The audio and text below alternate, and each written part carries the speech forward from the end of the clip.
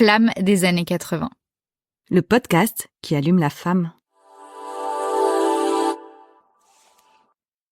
Bonjour, donc nous sommes toujours au mois de mai et on parle toujours de sexe et on a la chance aujourd'hui de recevoir Sabine et Carlotta qui ont pas mal de choses à nous raconter, j'ai l'impression. Est-ce que ça vous voulez vous présenter? Oui. Et du coup, je m'appelle Carlotta, je suis la directrice du club Cris et Chuchotements. C'est un club BDSM qui est à Paris depuis 27 ans. Ah ouais, 27 ans. Oui. Ça fait combien de temps que tu es directrice là-bas? Ça fait 2 ans et demi. Ok. 2 ans et demi déjà. Ça fait pas 27 ans, quoi. Non. Mais on va dire que c'est comme une institution dans le domaine. Et toi, Sabine? Et moi, je m'appelle Sabine et je suis la créatrice du compte Instagram qui s'appelle Fidélité mes fesses, où je parle de sexualité, de désir, d'amour, de couple, de souveraineté sur les corps et de féminisme aussi. C'est un compte qui se veut féministe. Voilà. Tout un programme. Et comment vous en êtes arrivée à vouloir exploiter cette partie-là qui fait partie un peu de la sexualité parce que bon, un club BDSM, on n'arrive pas comme ça à devenir directrice artistique. D'où ça vient cette envie? Moi, ça s'est fait vraiment par un coup de chance quand même, un coup du destin. C'est que ils avaient besoin d'une personne pour faire un remplacement au bar et je travaille dans la nuit depuis que j'ai 17 ans. Et donc, j'étais travailler au bar et j'ai bien vu que j'avais des choses à vivre là-bas. J'ai vraiment senti fort que il y avait un truc qu'il fallait que je fasse dans ce lieu-là. Le lieu m'a tellement marqué que du coup j'ai parlé avec le patron, puis comme il cherchait quelqu'un pour être directrice, je lui ai dit vas-y, embauche-moi, tu vas pas le regretter. Et donc on a une super belle amitié, moi et le patron, on s'entend vraiment bien ensemble, on est une super belle équipe. Et c'est comme ça que j'ai commencé à bosser là-bas. Puis plus le temps passe, plus j'ai de responsabilités, plus je prends d'initiatives, on va dire, et il me laisse la place pour explorer plein de choses, plein de thématiques de soirée, toutes sortes de. Donc, qu'est-ce que tu fais? Tu choisis les thèmes? Explique-nous en quoi ça consiste.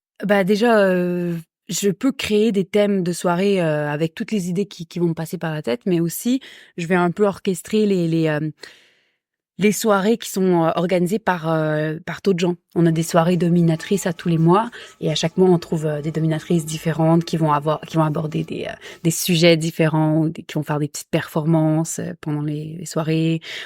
C'est vraiment beau parce que c'est tellement vaste le BDSM, c'est tellement varié tout ce qui peut se passer au club et on peut même faire des choses artistiques, des expositions de peintres qui vont faire des trucs un peu BDSM ou avoir des gens qui viennent faire des signatures de livres, avoir des lectures érotiques. On a quelqu'un qui organise des soirées lectures érotiques.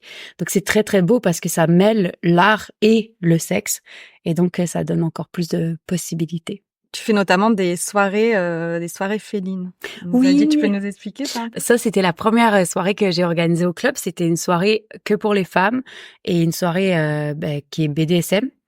Ce qui est beau, c'est que je me suis rendu compte, là, ça fait 2 ans que je fais la soirée, que les femmes, quand elles viennent à la soirée féline, elles viennent pour le côté BDSM, mais elles viennent aussi pour le fait d'être entre elles et de pouvoir se rencontrer, se parler et que tout soit possible. Mais rien n'est forcé, rien n'est obligatoire. Ça veut dire qu'il y a beaucoup de femmes, elles viennent, elles se mettent leur plus belle tenue, elles s'habillent hyper sexy et elles viennent dans une ambiance très décontractée, où il n'y a pas de pression. Donc c'est magique de pouvoir être là où on est et de faire tout est possible en fait, toutes les portes sont ouvertes. Mais il n'y a pas d'obligation. Donc ça, c'est chouette ça.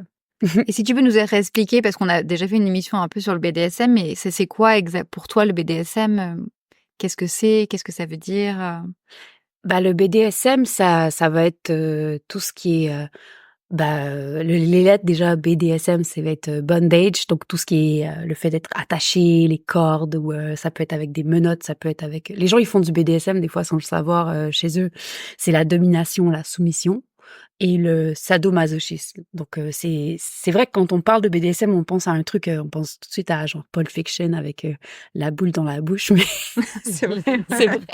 Ou 50 nuances degrés. Ouais. Dernièrement, ça a Ouais. un peu démocratisé le truc. Mais souvent les gens ils pensent qu'au club c'est vraiment n'importe quoi, c'est sauvage, les gens se tabassent, genre que c'est hard quoi, que tout le monde est complètement drogué, mais en fait c'est tout le contraire. C'est ça qui est beau, c'est qu'en fait au club, les gens sont vraiment connectés les uns avec les autres. Parce que comme, possiblement, il peut y avoir des choses assez intenses qui se passent, il faut être complètement conscient de de ce qui se passe.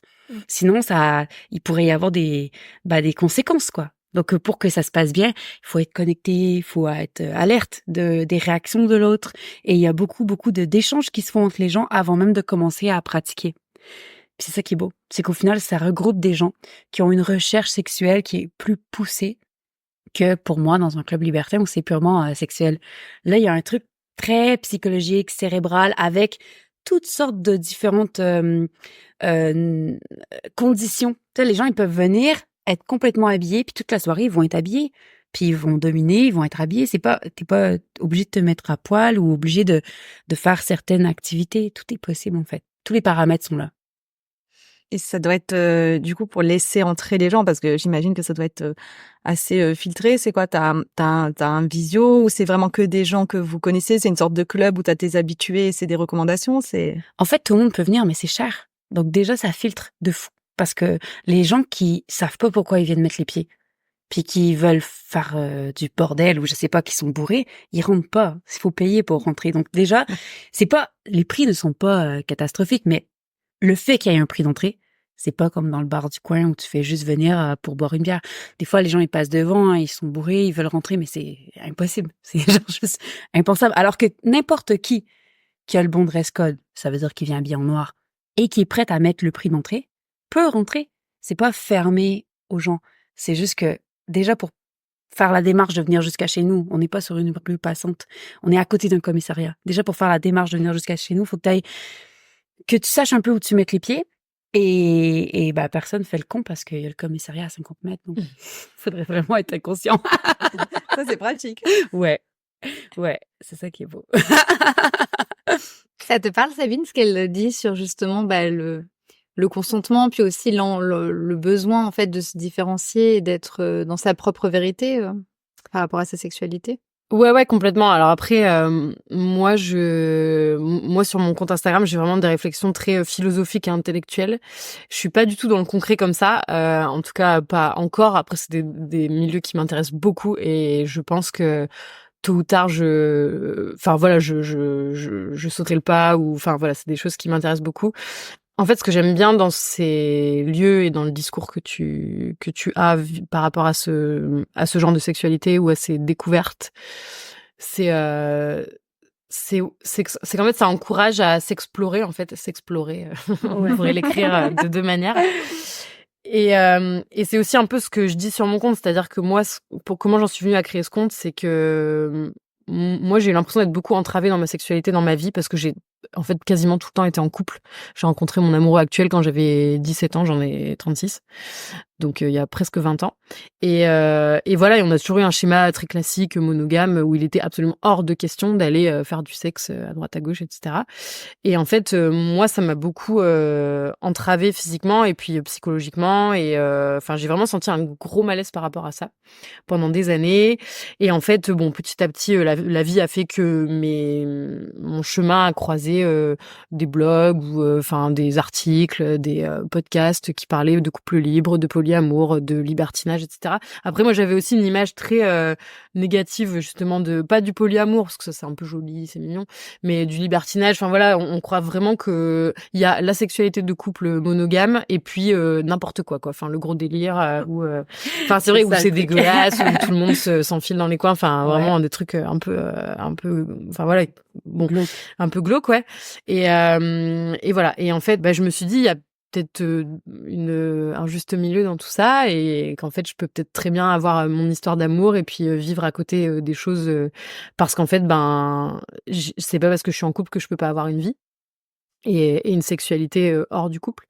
Et voilà, et ça a beaucoup travaillé dans ma tête pendant des années. Après, j'ai eu une période un peu de célibat parce que je me suis séparée avec cet homme avec qui je suis de nouveau, où j'ai vécu un peu ce que j'avais à vivre et puis on s'est remis ensemble et puis mais on est reparti dans un schéma assez classique comme si j'avais un peu tout oublié de ces réflexions-là. Et très vite, c'est revenu me travailler et voilà. Et donc on en a parlé ensemble, on a cheminé un peu intellectuellement sur tout ça. Et en fait, à un moment, j'avais eu tellement de réflexions dans la tête, j'avais lu tellement de choses, il y avait eu tellement de cheminement intérieur que je me suis dit, il faut que je partage ça. Enfin, j'ai besoin de. Et j'avais l'impression qu'en fait, après, j'ai aussi croisé la route du féminisme entre guillemets. Et je me disais, en fait, personne ne parle de ça, de cette... Enfin, voilà, je trouvais que c'était trop binaire, en fait, et qu'il y avait personne qui disait, mais en fait, enfin... on est tous des corps différents, avec des besoins différents à différents moments de notre vie, et on a le droit d'explorer des choses différentes selon nos besoins. Et le couple n'a pas à être une entrave à ça. Et entraver ça, c'est... Enfin, je vais utiliser un terme un peu fort, mais c'est presque criminel, en fait. On n'a pas le droit d'interdire aux gens de disposer librement de leur corps. Et c'est devenu vraiment quelque chose de très profond en moi, enfin, de très important. Et voilà. Et donc, du coup, c'est pour ça que j'ai eu envie d'ouvrir ce compte Instagram, il y a 2 ans à peu près. Et voilà. Et depuis, je partage plein de réflexions autour de ça, parce qu'en fait, quand on ouvre cette porte-là, on se rend compte que c'est un vaste champ. Et il y a souvent des choses qui me viennent, aussi par rapport aux réflexions qu'on me fait, aux retours qu'on me fait. Mais en même temps, ça fonctionne bien, puisque ça fait combien de 20 ans quasiment que vous êtes ensemble.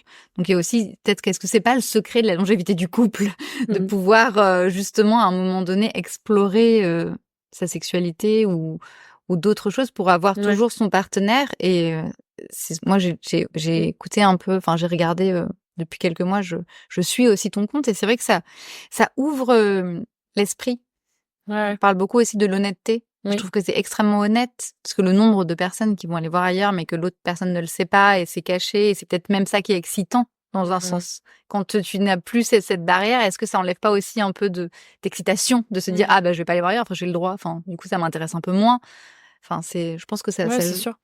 Bah moi je pense qu'il y a beaucoup de couples qui se séparent à cause du fait qu'un couple ça doit être exclusif, en fait, parce que du coup on n'a pas le droit d'aller voir ailleurs, donc on va mettre fin à une relation pour en entamer une autre, alors qu'en fait peut-être que cette relation elle était pas finie, en fait, enfin peut-être qu'elle devait continuer, peut-être que, enfin voilà, on a des principes qui cadrent tout ça qui sont pas du tout alignés avec nos vies intérieures, en fait, je pense, et nos vies extérieures, parce qu'on fait des rencontres, et voilà.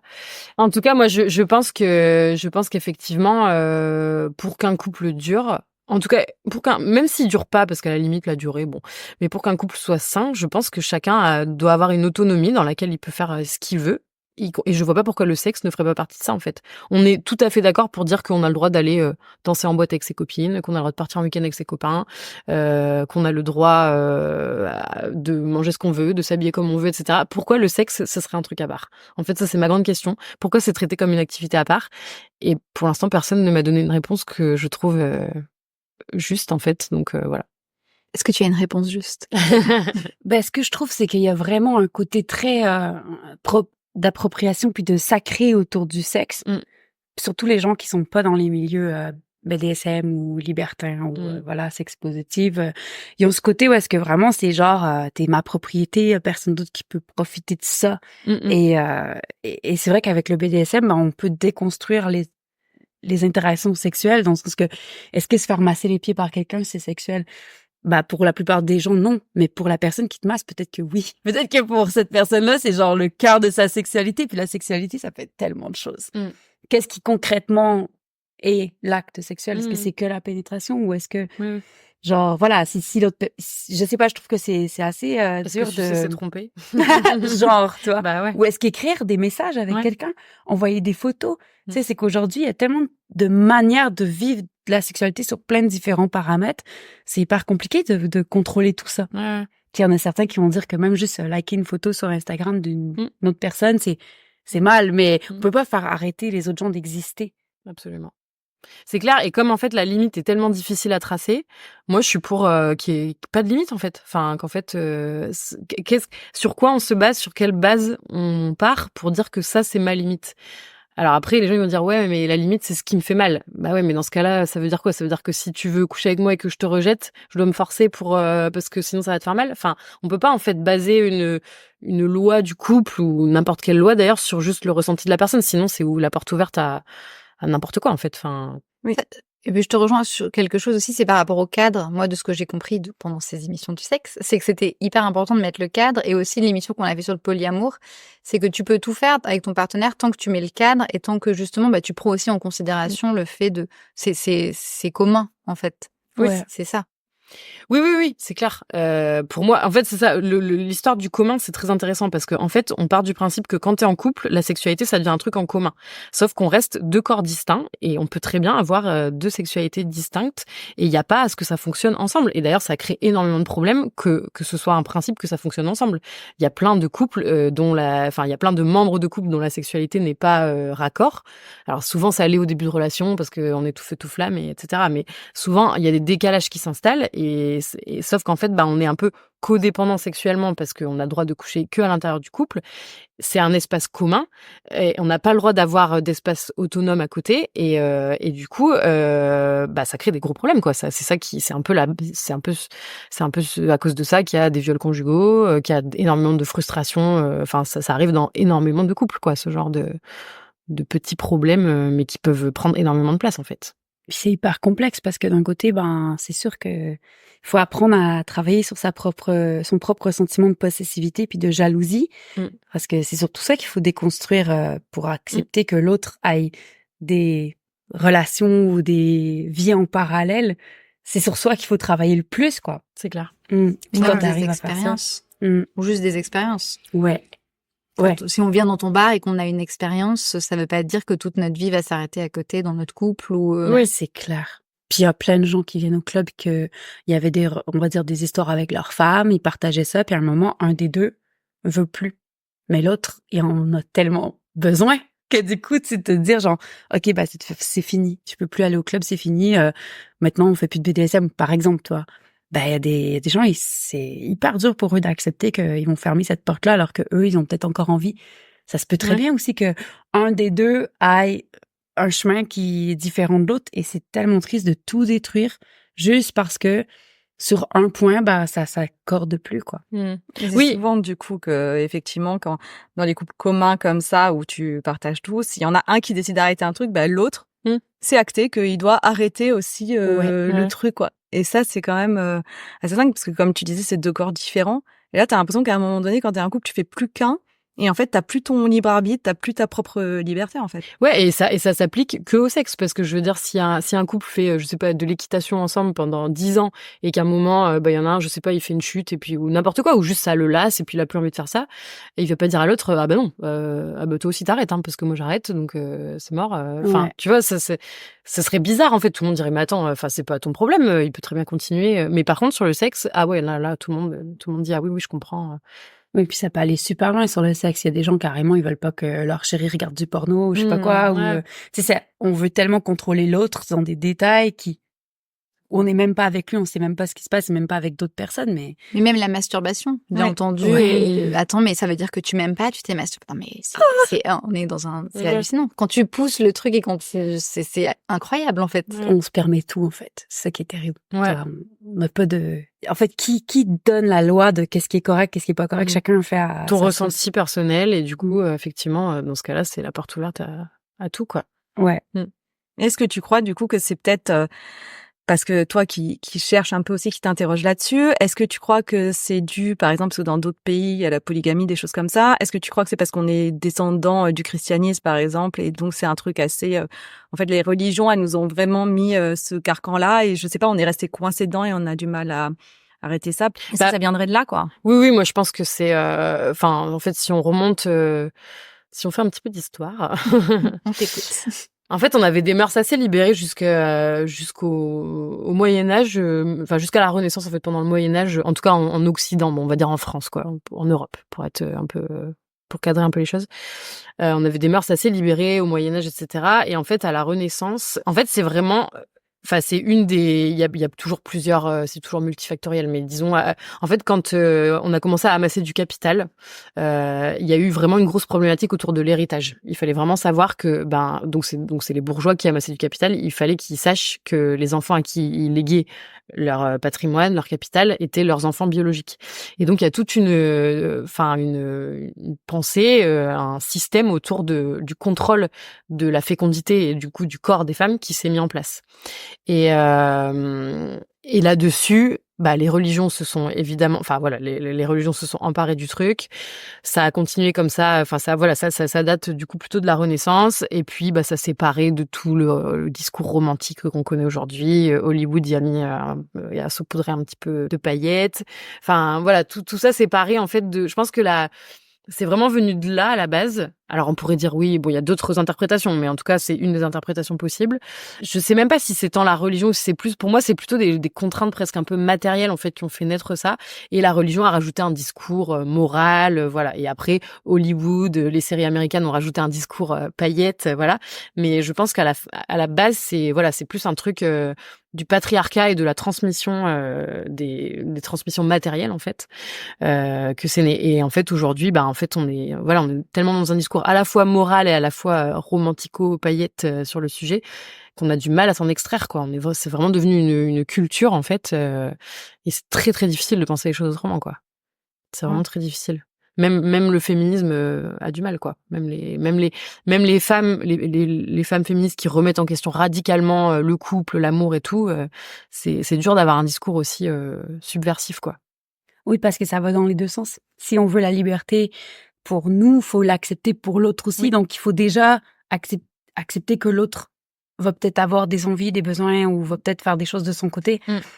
Et moi, je pense que pour moi, de mon point de vue, c'est que personnel, mais quand il y a une certaine sorte de respect, quand tu donnes l'impression quand même à l'autre qu'elle a vraiment une importance pour toi, ça veut pas dire genre se retourner sur tout le monde dans la rue ou je pense qu'il faut savoir aussi donner la vraie valeur à la personne qui partage ta vie.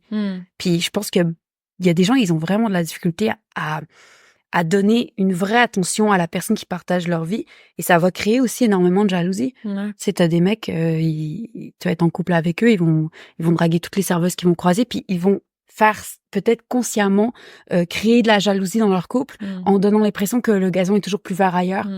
Puis je pense qu'il y a quand même un vrai lien avec ça. Ouais, tout à fait. Ouais, eux, ils nous saoulent, quoi. Oui, c'est ça. Ils nous niquent le game, quoi. Enfin, genre... Mais ouais, c'est clair. C'est ça. Ça peut arriver à des femmes aussi. Enfin, moi, je suis féministe aussi, mais ça peut être dans l'autre sens. Tu peux aussi avoir des femmes, ça peut être aussi dans les deux sens. Ce côté aussi par rapport à s'approprier une personne mais ça, c'est pas de l'amour au final. C'est de l'appropriation. C'est pas du tout de l'amour véritable comme on peut l'entendre, entre guillemets. Mais en fait, moi, ce que je pense en plus, c'est que, ces mauvaises attitudes, ces comportements irrespectueux, sont aussi dus au fait que, en fait, c'est bon, je suis en couple, j'ai ma meuf, donc en fait, on s'en fout un peu de comment je la traite parce que voilà, elle est à moi, elle m'appartient. Enfin, en fait, c'est trop sécurisant tout ça, quoi. Si justement on savait que l'autre ne nous appartient pas vraiment, qu'à tout moment, on sait qu'à tout moment il peut se barrer, mais on sait aussi que quand on a construit un couple, c'est toujours compliqué de se séparer. Si en fait, je pense que si on avait vraiment conscience que l'autre est un corps à part qui ne nous appartient pas, on le respecterait beaucoup plus en fait. Je pense qu'il y aurait beaucoup plus de respect parce que on aurait conscience que l'autre est une personne en fait. Et je trouve que le couple nous enlève ça aussi.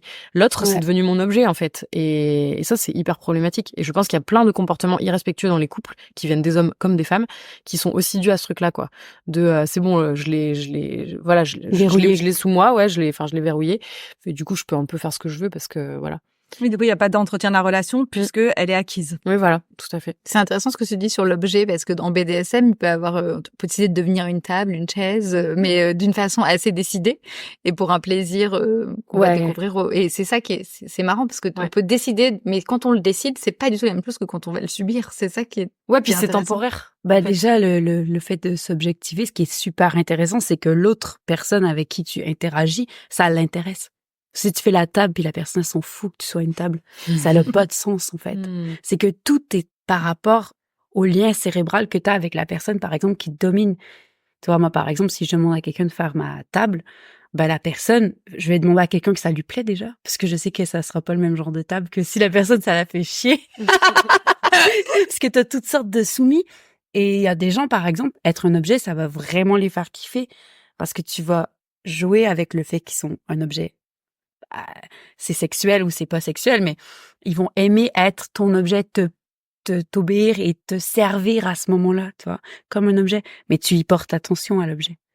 C'est pas juste un objet que tu oublies dans un coin puis que t'en as rien à foutre, sinon ça n'a pas de sens. Je crois, en tout cas. Si tu oublies l'objet, ça fait partie du jeu. Mais ça fait partie du jeu, donc c'est vraiment très fort cérébralement, voilà. C'est ça qui est intéressant. Est-ce qu'il y a des objets insolites? Par exemple, par rapport au club, on n'a pas énormément d'événements autour des objets.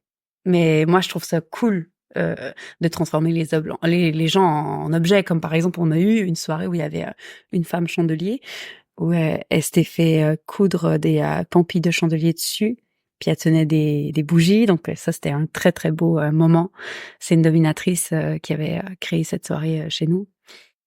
Et donc ça, c'était dingue. Mais souvent, on va avoir la chaise, on va avoir la table, on va avoir des trucs comme ça. Et il y a des gens qui sont spécialisés pour transformer les gens en objets. Donc ça peut prendre des proportions. Non, mais c'est magique. Oui, c'est incroyable. Ouais. Maison Chardon, d'ailleurs, elle aime beaucoup ça, Et elle nous a parlé un sortes petit peu d'objets. des tables. Qu'est-ce qu'elle nous a raconté d'autre sur les objets? Non, on a parlé beaucoup de tables, en fait. C'est pour ça que ça m'est venu. Souvent, c'est vrai que c'est la table qui revient. Oui, c'est le plus facile. Oui, c'est le vrai, premier truc qui nous vient à l'idée, quoi. C'est oui, puis c'est plus facile à tenir aussi. Enfin, la table, ça demande pas trop d'effort physique parce qu'il faut que l'objet humain, il faut qu'il puisse tenir sa posture, tu sais.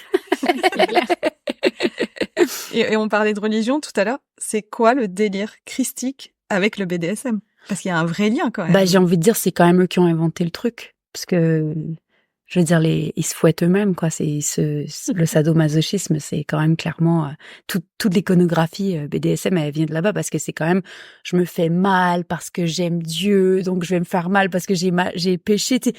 C'est quand même, voilà, ils l'ont inventé le truc. Toi, nous, après, on fait que le reproduire au club, quoi. On s'inspire de ceux qui ont fait le truc avant parce que, même quand tu regardes, Dieu sur la croix, c'est quand même tout un délire extrêmement BDSM. Nous, on plante pas des clous dans les mains des gens, mais on peut mettre des aiguilles, quoi. Non, mais la religion chrétienne, elle est extrêmement BDSM. Puis c'est la soumission à un Dieu, puis le fait de s'empêcher d'avoir du sexe, la chasteté, la ceinture de chasteté. Il y a plein de gens qui viennent au club avec des cages de chasteté, des hommes qui viennent avec des cages de chasteté. Et puis il y a tout ce délire de dire t'as pas le droit de te toucher tant que je te donne pas la permission, tu sais, d'avoir la clé de la cage de quelqu'un. Ou même il y a des gens, ils se touchent jamais, puis ils enlèvent jamais leur cage, puis pendant des mois, quoi. C'est vraiment énormément en lien avec, je trouve, avec la religion chrétienne. Et ça doit être pour ça aussi que c'est beaucoup plus répandu dans des pays où il y a cette religion-là. Toi, le BDSM n'est pas partout dans tous les pays. C'est pas dans les pays bouddhistes ou... Non, ça serait chaud. Après, en Asie, ils font du shibari. Ouais. Et en Asie, je veux pas non plus m'avancer, je connais pas trop le sujet, mais évidemment que au Japon, ça vient de là-bas le shibari, mais tout le délire avec la croix, avec les martinets, je pense que c'est quand même plus... Il y a peut-être un peu transgénérationnel là-dedans. C'est sûr. Ouais, c'est clair. Et du coup, vous, par rapport à vos sexualités, comment vous les vivez Donc toi, tu nous as un petit peu expliqué, mais est-ce que tu peux développer par rapport à toutes les idées que tu as? Comment, en pratique, qu'est-ce qui se passe? Pas grand-chose. Non, en vrai... Moi, c'est aussi pour ça que je pense que je suis un peu un cas bizarre parce qu'en gros, moi, j'ai un compte qui parle de sexualité libre, d'autonomie, de souveraineté sur son corps, etc., que chacun doit pouvoir faire. Et en vrai, donc, je pense que les gens, au premier abord, ils doivent me prendre pour un peu une dévergondée ou quelqu'un qui a une sexualité très prolifique, très libérée. Mais en fait, pas du tout. Enfin, moi, je suis en couple depuis des années et je suis plutôt monogame. En fait, c'est juste que je me laisse la liberté d'autre chose. Et il m'arrive d'avoir des petites aventures. Enfin, là, je vais pas rentrer dans le détail, mais voilà. Enfin, là, ces dernières années, j'ai plutôt vécu des micro-trucs, des petits flirts où des fois, il y avait même rien qui se passait. Que des grandes histoires. Je suis jamais trop allée en club. Je suis pas très sexuelle, comme fille. J'ai pas de sextoy. Je suis jamais allée en club libertin. Je suis un peu vanille, quoi. Donc voilà. Après, j'adore vivre dans un corps libre, en fait. Et je sais que tôt ou tard, je pense que j'essaierai des choses. Mais pour le moment, l'idée ça m'intéresse. L'idée te suffit, en fait. Oui, l'idée me suffit. Ça m'intéresse. Après, c'est pareil. Je me laisse porter par la vie. Enfin, je me dis à un moment, il y aura une occasion qui se présentera, et voilà. Et peut-être qu'à un moment, j'aurai aussi une aventure plus poussée avec une autre personne à côté de mon couple, etc. Mais c'est vrai que globalement, après, j'ai pas du tout une vie très olé olé, quoi. Et quand t'as amené ça à ton copain, ça a été facile pour lui de le recevoir? Ça a créé une évidence ou c'est... Non, ça a été un très très long chemin. C'était un très très long chemin. Ça a commencé il y a plusieurs années. On vivait à l'étranger et lui, en fait, c'est quelqu'un qui était plutôt assez jaloux. Et bon, pareil, nous, on a grandi dans des familles un peu catholiques justement. Enfin voilà, c'était un peu genre, tu rencontres la personne tôt, tu te maries, tu fais des gosses. Enfin. Non, on a quand même des familles assez ouvertes, mais disons qu'on était un peu dans ce schéma-là, quoi. Et jusqu'à nos peut-être 25 ans, jamais on aurait pensé qu'on pouvait vraiment vivre autrement, quoi. Ou alors, il fallait qu'on se sépare, voilà. Et quand j'ai commencé à amener le sujet du couple libre, ça a été compliqué. En même temps, ça a été assez libérateur parce qu'en fait, c'est comme si j'amenais une vérité en fait sur moi au sein de notre couple et qui se disait, en fait, ouais, finalement, je sais bien qu'elle est comme ça et je peux rien y faire, quoi. Donc, j'ai qu'à l'accepter. Bon, et puis ça a été un peu compliqué, mais assez fluide finalement. Après, on a été séparés géographiquement, donc on a un peu fait nos vies chacun de notre côté. Et là, de nouveau, quand on a de nouveau habité dans le même pays et que j'ai remis le sujet sur le tapis, ça a de nouveau été un peu compliqué. Enfin, c'est toujours un peu un va-et-vient. Ça progresse, mais c'est pas. C'est par étapes, quoi. Si jamais Ouais. aujourd'hui les gens nous écoutent et se disent ça me trotte dans la tête, ça va être un processus. C'est pas en 2 secondes. Oui, non, mais c'est clair. Sur mon compte, j'avais demandé à des gens de me dire un peu pour eux combien de temps ça prenait un peu d'installer ça, quoi. Et ce qui revenait, c'était de la part de thérapeutes notamment, c'était que ça prenait plusieurs années, quoi. 3 ans à peu près en moyenne. Et voilà, moi, mon compagnon actuel, il est pas ultra serein à l'idée que je fasse ma vie. Et d'ailleurs, je pense pas que je lui raconterai tout ce que je fais. Voilà, il arrive. Si je vis une histoire à côté, je peux très bien la garder pour moi aussi. Voilà, tout ça, c'est en construction, c'est un cheminement, ça prend du temps. Et ça prend beaucoup de discussions, ça prend beaucoup de soin. Faut mettre du soin dans tout ça parce que sinon, faut mettre de la patience et De l'amour. De l'amour, ouais, évidemment, c'est clair. D'autant que lui, il ressent beaucoup moins ce besoin-là. Lui, il est beaucoup plus monogame dans son cœur, quoi, on va dire. Alors que moi, je me sens quand même assez polyamoureuse. Enfin, je sais très bien que voilà. Enfin, c'est beaucoup plus, ça résonne beaucoup plus avec ce que je vis intérieurement. Ça s'est pas imposé comme une évidence, c'est toujours en construction, toujours en cheminement, mais ça va dans le bon sens, donc ça va. Et toi, du coup, Carlotta? Moi, par rapport au BDSM, ça m'intéressait depuis que j'ai commencé à travailler dans la nuit, depuis que j'ai eu environ 18-19 ans, je travaillais déjà dans des soirées à Montréal qui étaient très fétichistes et tout ça. Et ça m'a toujours interpellée. Mais depuis que je travaille au club, ça a vraiment pris une grande place dans ma vie. Je veux dire que maintenant, ça fait vraiment partie de ma vie privée et ma vie sociale. Genre, c'est moi, quoi. Je veux dire, c'est quelque chose qui fait partie de mon quotidien. Puis beaucoup de mes interactions avec les gens autour de moi. J'ai beaucoup d'amis que j'ai rencontrés au club. Voilà, c'est comme une autre dimension qui est rentrée dans ma vie. Parce que je peux avoir des interactions BDSM sans nécessairement avoir des vies sexuelles avec les gens. Ça peut être juste certaines formes de domination et donc pour moi ça marche, quoi, parce que c'est pas comme si j'étais polyamoureuse ou comme si j'avais plein de partenaires sexuels. C'est autre chose, c'est d'autres sortes d'interactions qui sont indéfinissables en fait. C'est ça qui est intéressant, c'est qu'en fait des liens, quoi. Ça rentre pas dans les cadres culturels et sociétaux de la société et du coup ça brouille les pistes et ça c'est cool. Ouais, c'est cool parce qu'aussi chacun a leur propre recherche et limite. Genre par exemple à Maison Chardon, ça lui arrive souvent quand on va en soirée ensemble qu'elle m'attache en soirée. Puis elle est vraiment dans un couple monogame. On fait pas de sexualité ensemble, il y a rien de sexuel qui se passe. C'est vraiment BDSM, mais c'est genre hyper intense parce que le shibari c'est super intense, c'est des sensations vraiment fortes. Ça te fait vraiment partir loin dans ta tête. Okay. Donc on a ce lien là entre nous et c'est super beau ce que ça nous fait vivre, mais je pourrais pas mettre ça dans une case polyamour où c'est chacun on a ce truc là entre nous qui fonctionne, puis après avec une autre personne ça va être encore autre chose, ça va être complètement des interactions différentes. Comme moi au club j'ai mon soumis, c'est ma soumise, c'est une travestie et donc elle vient au club, elle s'habille en femme et elle s'appelle Anna, et donc elle vient travailler pour moi au club pour être ma soumise à tous les soirs où je travaille. Puis on fait du BDSM ensemble, je la domine des fois à la fin de la soirée, des fois pendant la soirée, comme j'ai envie. Et c'est vraiment beau comme relation, mais c'est pas comme une relation polyamour, quoi. C'est une autre forme de lien. Ça dégénère jamais sur une histoire. Ça t'est arrivé du coup, il y ait de l'amour vraiment cérébral qui rentre là-dedans, où tu sois un peu perturbé ou. Ça peut être perturbant, mais ce qui est beau, c'est qu'avec là les personnes qui sont autour de moi, c'est qu'on arrive, le cadre nous convient parfaitement. C'est dans le sens que c'est des gens avec qui je me serais pas mis en couple, mais que du coup l'histoire, comment elle se construit, on aime, les limites nous conviennent, quoi, ça nous plaît. Puis surtout, bon, avec Maison Chardon par exemple, c'est du shibari, c'est elle qui me domine, mais avec par exemple Anna, c'est moi qui domine, et donc comme moi je domine Anna, j'aime, elle aussi elle apprécie que je lui mette des limites puis qu'on ait des limites. Ça crée une sorte de, je sais pas, c'est beau aussi. C'est ça qu'on peut apprécier dans le BDSM. On peut vraiment apprécier le fait que on n'a pas accès à tout.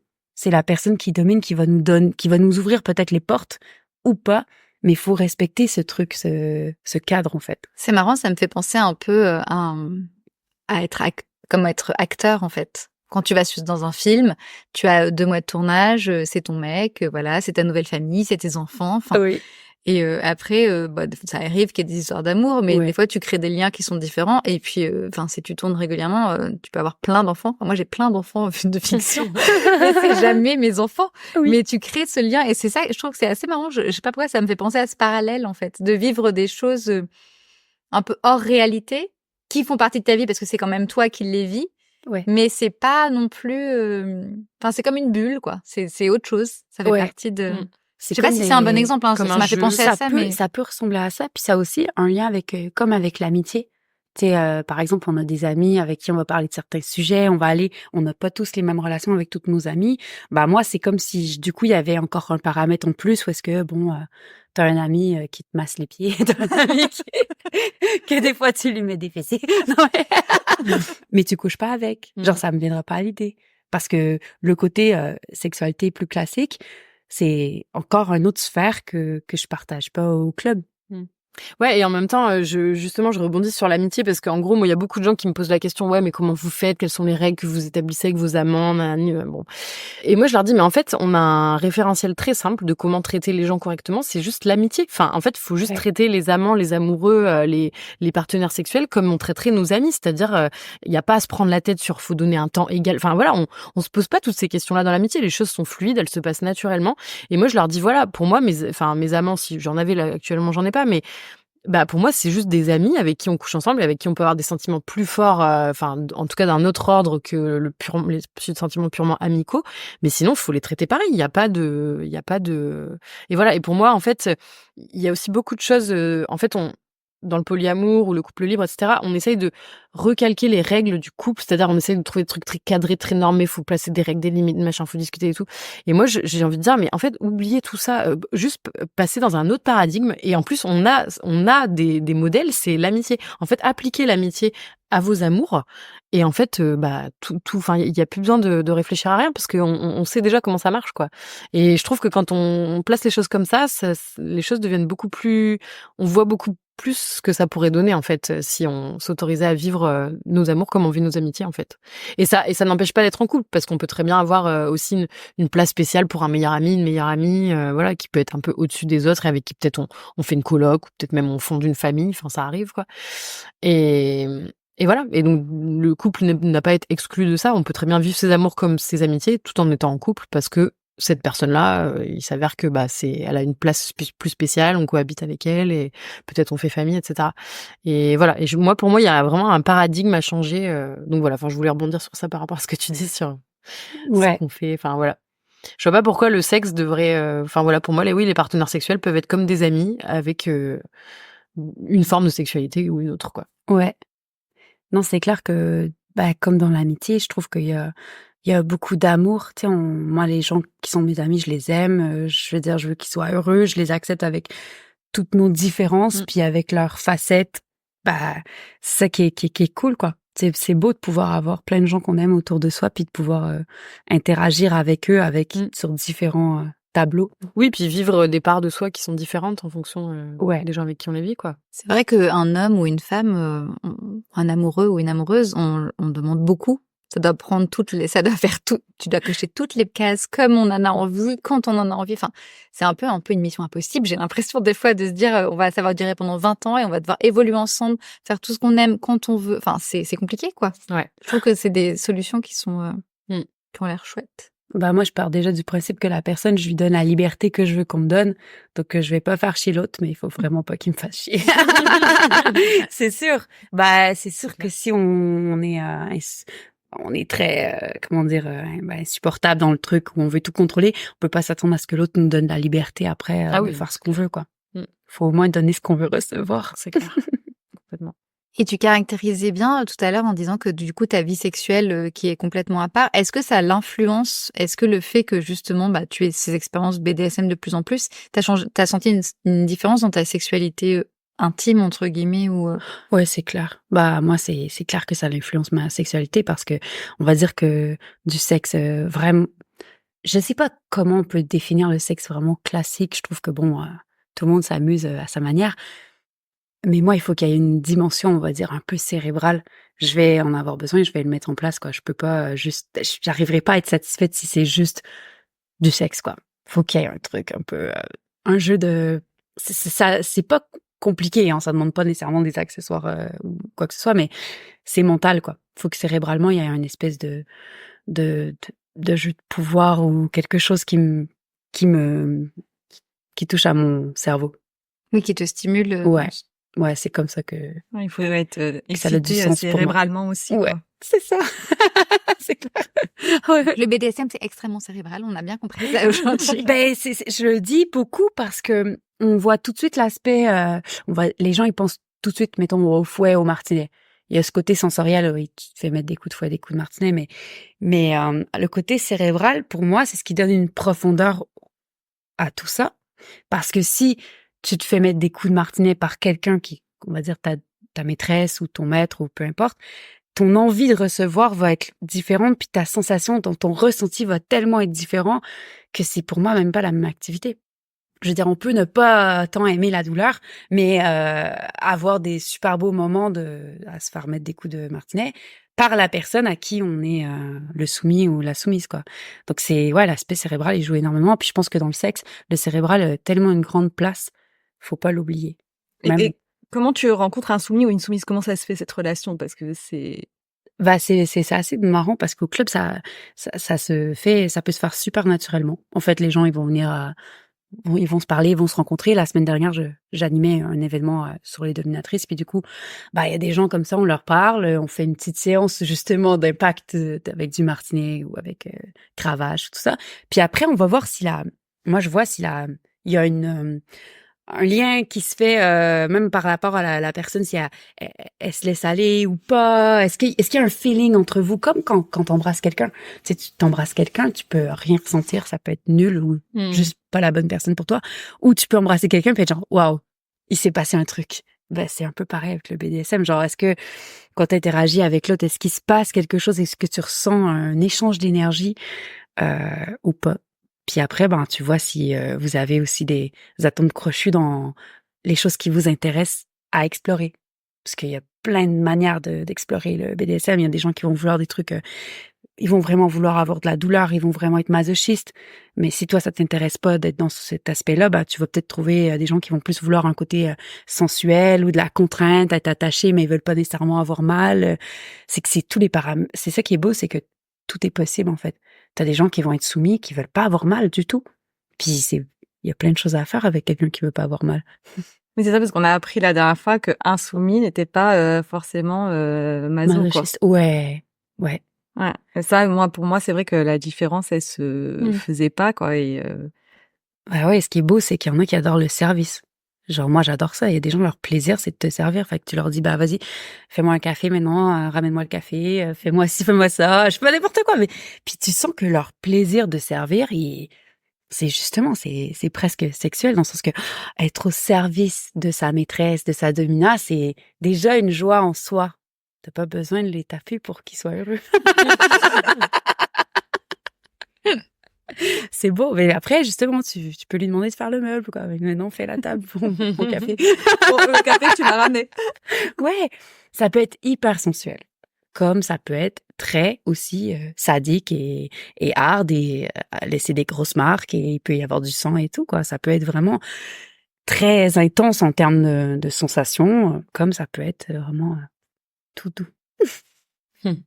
Et en parlant de rencontres, Sabine, par exemple, quand tu rencontres donc d'autres hommes et que toi tu expliques ta situation, genre eux c'est plutôt bien pris ou enfin ils comprennent le concept parce que peut-être que comme c'est pas eux ton mec principal, peut-être que eux ça les dérange moins, ils comprennent un peu mieux le concept, ils l'acceptent mieux du moins. Oui, je trouve que globalement, là, moi, maintenant, ma façon d'expliquer les choses, enfin, en fait, je pense que je suis beaucoup plus assumée aujourd'hui et assurée. Donc, quand j'en parle, de toute façon, je parle de moi. Je parle pas forcément de mon compte enfin voilà, au premier venu. Mais voilà, je leur dis que moi, je suis quelqu'un d'indépendant, que pour moi, dans mon couple, ça se passe comme ça et que je peux pas faire autrement. Et je suis très vulnérable et honnête dans. Et pour l'instant, j'ai jamais eu de gens. Alors après, t'as toujours un peu des gens qui disent ah, mais comment ça marche, mais enfin oui, t'as toujours c'est pas mal reçu, mais t'as toujours des gens qui s'interrogent, qui te posent des fois des questions un peu bizarres, genre ah ouais, mais des fois tu retrouves ton mec alors que tu viens de te faire troncher par un autre, t'es là non, enfin c'est pas exactement comme ça que ça se passe. C'était un peu des clichés comme ça.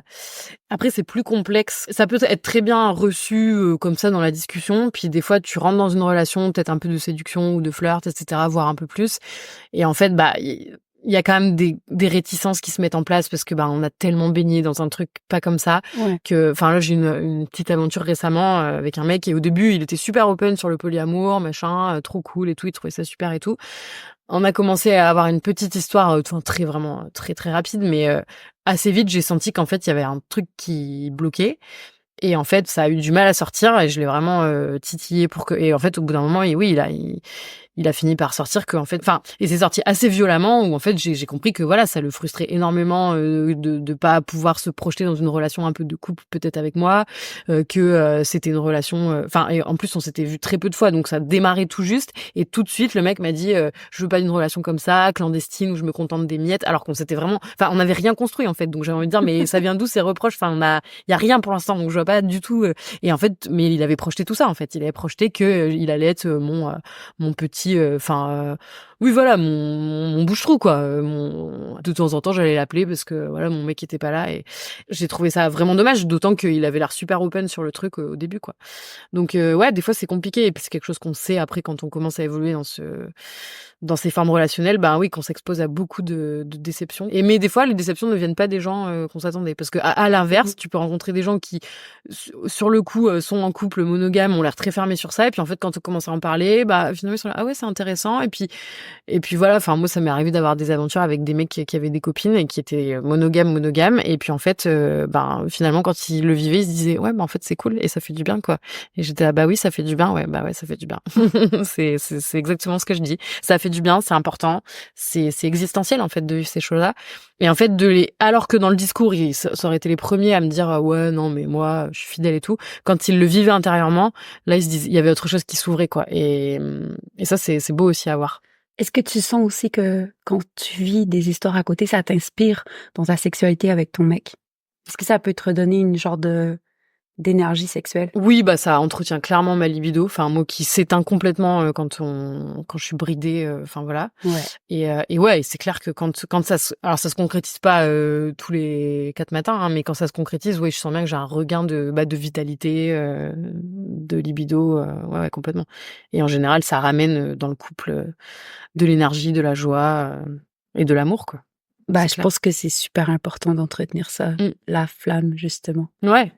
Oui, parce que je pense qu'un des problèmes, justement, quand t'es dans un couple hyper cadré et très hermétique, c'est qu'à un moment, tu peux te faire chier avec l'autre, puis si t'as pas d'inspiration qui vient de l'extérieur, puis que les deux, vous vous enlisez, puis que vous avez finalement toujours les mêmes positions, toujours le même petit rituel, avec les mêmes trucs qui se passent au même moment.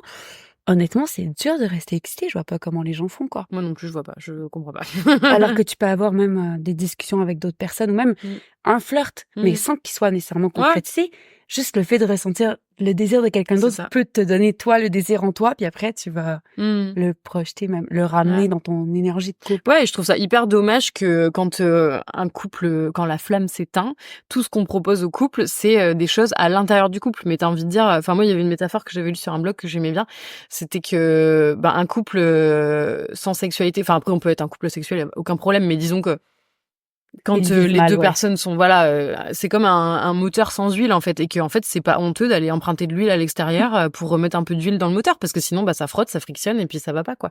Et en fait je trouve ça dommage qu'on dise un couple, donc pour ranimer la flamme, faut acheter de la lingerie, faut écouter des podcasts érotiques, mais tout à l'intérieur. Enfin, on peut jamais ranimer la flamme avec peut-être d'autres expériences à l'extérieur. Enfin, tout doit rester, comme tu dis, hermétiquement bien fermé.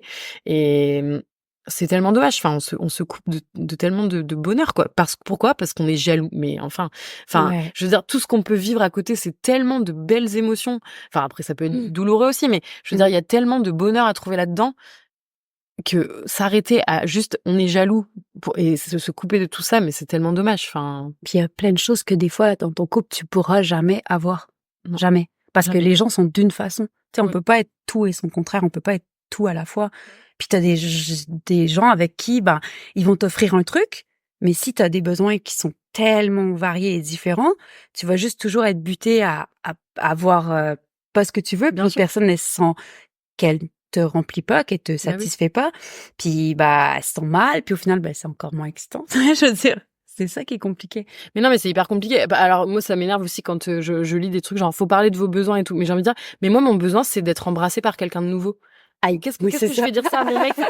Il peut pas changer, c'est mon besoin, c'est d'avoir une diversité de Ouais. corps, de toucher une nouvelle peau parce que c'est nouveau, parce que c'est génial. Un premier baiser, mais qu'est-ce qu'il y a de meilleur que ça dans la vie? Qu'est-ce que je vais dire à mon mec? J'ai besoin d'un premier baiser. Qu'est-ce que tu veux qu'il fasse? Enfin, il peut pas me donner un premier baiser. Enfin, c'est fini. On est à notre 12 millième baiser. Enfin, c'est terminé. Donc, oui, il faut communiquer vos besoins. Mais si mes besoins, il peut pas parce que, il peut pas. Il pourra jamais être quelqu'un de différent. Il peut pas avoir un autre corps que le corps qu'il a. Il peut pas avoir une autre peau. Et donc, t'as envie de dire, en fait, voilà, enfin, je veux dire, tout le monde reconnaît qu'un premier baiser, c'est génial. Donc, pourquoi on devrait s'en couper? Voilà, à partir du moment où on est en couple, c'est terminé pour le restant de nos jours. Enfin, mais quel dommage, quoi. Enfin, ouais, on peut pas tout trouver à l'intérieur du couple. Il y a des choses qu'on ne peut pas ou qu'on ne peut plus, qu'on ne pourra plus. On ne pourra plus jamais vivre avec quelqu'un avec qui on est en couple depuis 5 ans, 10 ans. La passion des débuts. Enfin, c'est pas possible. On la connaît par cœur, cette personne. C'est fini. C'est fini. Et c'est ok que ce soit fini. Mais pourquoi s'interdire de le vivre avec quelqu'un d'autre? Ou alors, s'autoriser à le vivre, mais en passant par l'opération désastreuse d'une rupture. Enfin, c'est dommage, en fait. C'est dommage de tout détruire parce qu'il y a un truc qui fonctionne plus. Ouais. Et c'est vrai qu'on a envie que ce soit la passion du début pour toujours, mais c'est clairement pas possible. Ça peut être magnifique, ça peut être une belle passion, mais pour ça, il faut vraiment travailler dessus. Puis, faut pas être paresseux, quoi. Faut vraiment se donner les moyens. Ouais, c'est clair. Toi, t'es polyamoureuse aussi dans ton... Non. Ça te donne envie, du coup, tu prends des... C'est en fait le truc que moi je peux pas imaginer dans le polyamour, c'est tout l'aspect mettre vraiment les cartes sur table. Ça fait pas partie de ma personnalité, je suis incapable de faire ça. En fait, moi déjà, j'accepte qu'il y ait une part d'ombre, vraiment. Genre, je suis pas jalouse. Genre, je veux dire, je veux laisser mes partenaires avoir leur vie, mais j'ai pas envie qu'on mette tout à plat. En fait, j'ai pas envie qu'on mette tout à plat, puis qu'on se donne des règles, puis qu'on se dise ça tu peux pas, ça tu peux, ça tu peux pas. Donc, à ce côté polyamour, je trouve que c'est chouette quand les gens en parlent, mais quand ça devient un truc avec une vraie discussion, avec une vraie comme un contrat, quoi, comme un espèce de truc où il faut expliquer. Puis j'ai entendu des blogs justement sur ça, puis je voyais comment les autres le vivaient, puis je me disais aïe, je crois pas que ça soit pour moi. Fait que le BDSM, j'ai la possibilité d'avoir plein de relations où les gens n'ont pas le droit d'être jaloux les uns des autres déjà. Non, mais je veux dire que on n'est pas sur un système de jalousie, de possessivité. Pareil, moi, je donne la liberté aux gens avec qui je joue de faire ce qu'ils veulent, mais il y a ce truc où je me sens vraiment nourrie. Je peux faire ce que je veux dans le terrain de jeu du BDSM. Je peux rencontrer des nouvelles personnes quand je veux. Je peux avoir quand même des sensations nouvelles puis des interactions nouvelles. Donc, ça me permet de me sentir satisfaite, on va dire. Ouais, moi je trouve aussi que le polyamour, ça reprend, enfin en tout cas tel qu'on en parle beaucoup dans des blogs ou des podcasts, ça reprend les codes de l'amour en couple monogame et ça les étend à plus de personnes. Mais sinon c'est la même chose, faut être fidèle les uns aux autres, faut que tout le monde soit d'accord pour que tu rencontres une nouvelle personne. Il y a pas de liberté en fait finalement. Enfin, t'as la liberté d'être en oppression avec plus de personnes qu'une. C'est tout. Mais pour moi, et effectivement, je trouve ça dommage. Et c'est pour ça que moi, je parle, à chaque fois que je parle de polyamour, je prends énormément de pincettes. Et Donc toi, c'est plutôt du couple libre. Oui, c'est du couple libre. En fait, moi, mon concept central vraiment que je mets souvent sur la table, c'est la souveraineté sexuelle. Voilà, pour moi, c'est rester souverain sur son corps ou l'autonomie sexuelle. Mais j'aime bien le terme de souveraineté. Je trouve que c'est plus fort encore. C'est rester souverain sur son corps, quoi qu'il arrive, quoi. Et tu as toujours la possibilité. Alors après, il y a des espaces communs dans le couple, donc t'es pas forcé de ramener quelqu'un chez toi dans le lit conjugal, par exemple. Oui, tu peux avoir des règles comme ça, mais voilà, ou présenter à tes gamins ton nouvel amant sans que ton mec soit au courant, ou voilà. Mais dans ton espace de liberté qui doit exister, t'as le droit de faire ce que tu veux. Et effectivement, t'as pas à rendre de compte. Et si tu veux garder ton jardin secret, t'as le droit. L'autre n'a pas à venir te réclamer des comptes sur ce que t'as fait. Voilà, je suis assez d'accord sur on n'a pas à tout mettre carte sur table. Bah moi ça brise tout de mon point de vue, je veux dire, si mettons j'ai mon copain qui me raconterait genre qui a embrassé une nana la veille puis qui rentrait avec elle, puis honnêtement moi ça va pas m'exciter. Ça va pas me faire genre oh waouh, raconte-moi les détails, je sais pas quoi, présente-la moi. Je c'est pas mon univers érotique. S'il y a des choses qui se passent comme ça, je préfère pas le savoir. Puis comme je veux dire, je suis pas jalouse, même si quelqu'un me raconte oui, j'ai vu ton mec embrasser une fille, je vais être comme ouais, d'accord. OK, d'accord, mais bon, toi, j'ai pas besoin qu'on me raconte tout pour me sentir au cœur du sujet, peu importe ce qui se passe. C'est une façon en fait de refaire rentrer le contrôle par la petite porte en fait. Pour moi de faire ça, mais il faut lâcher prise en fait sur ces choses-là. Il faut lâcher prise sur le fait que l'autre il s'appartient quoi. C'est un corps souverain et il faut bien l'accepter en fait pour vivre des relations saines, je pense. C'est ce que vous disiez tout à l'heure et c'est ça qui est vachement intéressant, c'est juste ton rapport de toi à toi. C'est ce que tu disais aussi, c'est comment est-ce que tu t'aimes suffisamment pour te nourrir suffisamment pour qu'au final t'aies pas besoin que quelqu'un vienne entre guillemets te nourrir et que toi tu te nourris tellement seul que en fait t'es libre, t'as besoin, tu partages des interactions et en fait t'es bien quoi qu'il arrive. Puis aussi, je veux dire, si la personne, quand t'es avec elle, tu sens que t'es vraiment importante pour elle à ce moment-là, qu'elle te donne tout son attention, moi, c'est ça qui compte le plus pour moi. Genre, il y a des gens avec qui tu vas être, justement, j'en parlais tout à l'heure, mais le fait d'être avec certaines personnes qui te donnent l'impression toujours que le gazon est plus vert ailleurs, ça m'intéresse vraiment pas. Ça, c'est ce genre de personnes-là que je fuis, tu vois. Mais si je suis avec quelqu'un, d'ailleurs. Ouais. Si la personne, elle est capable de te donner cette sensation d'être son soleil à ce moment-là, voilà, j'ai pas besoin de savoir ce qu'il fait quand je suis pas là, quoi. Je m'en fous. On est purement dans l'instant présent, quoi, de ce que tu vis sur l'instant présent avec l'autre personne. C'est ça qui est sacré, c'est ça que tu construis sur le moment. Après, ce qui se passe ailleurs, ça appartient à chaque individu de ce qu'il va en faire, quoi. Ouais. Puis des fois, les gens, ils sont fidèles, mais ils se font chier quand ils sont ensemble. Ah bah ça, c'est bravo. Bisexuel de merde, mais fidèle. Et c'est ça. Jamais trompé, hein. Je me fais chier pendant 20 ans, mais j'ai jamais trompé. C'est clair, genre, super, vous avez, c'est clair. Génial, donc on arrive à la fin de l'émission. Sur cette note positive. Est-ce que vous voulez dire un mot pour la fin ou qu'est-ce que vous avez envie de rajouter? Moi, j'avais une petite question par rapport au BDSM parce qu'en fait, ça m'intéresse aussi parce que je pense que c'est un très bon moyen justement de neutraliser la jalousie. Le BDSM ou voilà, toutes ces expériences un peu particulières, très subversives en fait par rapport à la sexualité un peu classique que la plupart des gens vivent, je pense. Je pense que ça peut vraiment en fait faire modifier des choses dans la tête vraiment qui font que tu arrives à mieux maîtriser ta jalousie. Et je voulais savoir si tu avais un truc à dire. C'est pas vraiment un mot de la fin, c'est plus une question du coup. Ouais, mais je pensais à ça quand tu parlais. Et du coup, je voulais savoir si ça te parle du coup. Moi personnellement, j'ai déconstruit mon sentiment de jalousie par rapport au fait. Pour moi, c'était plutôt par rapport au fait que je sais qu'on peut jamais savoir ce que les gens font à l'extérieur du moment que t'es avec eux. Ouais. Puis que d'un côté, pour pas être déçu, je me dis de toute façon, dis-toi que les gens ils sont comme ils sont, puis personne n'est parfait. Puis avec le BDSM, tu peux donner des limites si le problème, c'est vraiment le côté génital, le fait d'avoir des rapports sexuels avec quelqu'un d'autre. Tu peux avoir plein d'autres interactions qui sont possibles sans nécessairement avoir le côté pénétration. souvent ça le truc le plus qui vient à la tête quand on pense à tromper, c'est souvent ça. Mais je sais pas exactement comment toi ça pourrait t'aider par rapport au fait de gérer le concept de jalousie, mais tu peux peut-être prendre cette sensation de jalousie puis en faire autre chose avec un côté cérébral. Ça, parce que la jalousie, c'est une émotion qui peut être transformée, je trouve. Oui, être transformée, être sublimée par des jeux comme ça. Parce qu'au final, être jaloux de quelqu'un et vouloir le contrôler, c'est vouloir le dominer. Et en fait, en jouant ça, parce qu'au final, le BDSM, c'est un peu du jeu aussi. Et en le jouant, du coup, ça te met dans une posture de recul, en fait, par rapport à ton émotion. Et je pense qu'il y a moyen de la transformer vers autre chose. Et bref, c'est un domaine qui m'intéresse. C'est clair. Parce que je pense qu'il y a beaucoup de gens aussi qui me disent ça, qui me disent, ouais, mais comment on fait? On est trop jaloux. Et je pense qu'il y a des techniques.